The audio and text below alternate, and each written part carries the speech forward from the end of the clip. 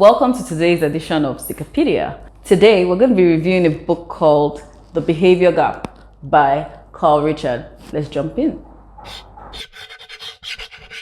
So the first point we're going to be underlining is the behavior gap itself. It happens when there's a shift between what we should do and what we actually do. So there's no alignment between what we think we're meant to be doing and what we do. So we have a lot of online investment experts who tell us where we should be putting our money.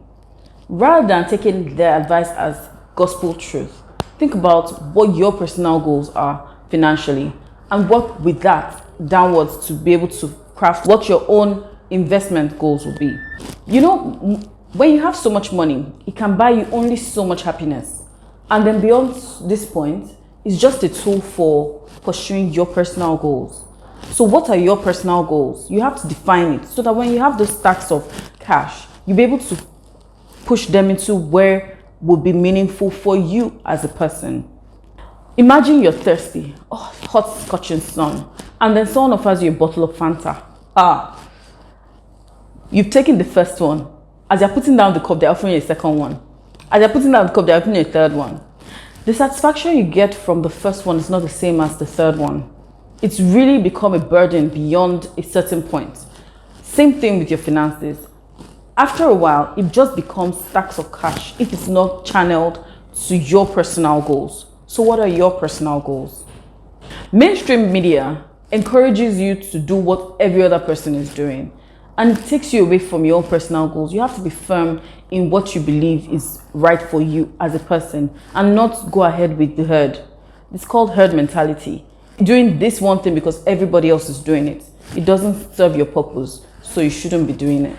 So our next point is really around staying on track with your financial plan by preparing for surprises. You know, the difference between a plan and planning is that a plan is predictive, is you determining what will happen in the future, which you can't. Give, for instance, what happened in 2020. COVID affected every single person in the world. Nobody could have planned for that. Planning, on the other hand, is course correcting along the way.